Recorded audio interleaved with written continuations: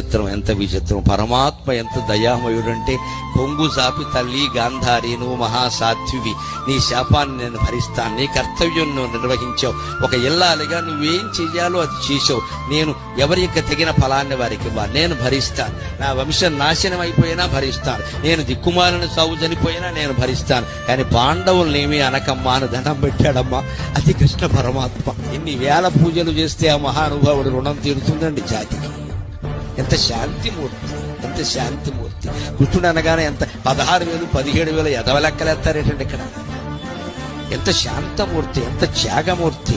ఇతరుల పాపాలు తన మీద వేసుకుని వాళ్ళనేమనకమ్మా, ఇప్పటికీ చచ్చి పడున్నారు వాళ్ళు, వాళ్ళనేమనకు, నేను భరిస్తా అని తన సంతానం 80 మందిలో 72 మంది తాగి తందనాలాడి కొట్టుకుని చచ్చిపోతుంటే కన్నీళ్లు కూడా పెట్టకుండా భరించిన మహాయోగి కృష్ణ పరమాత్మ, మహాయోగి కృష్ణ పరమాత్మ. మరో అవతారం దానికి సరిపోదండి. నన్ను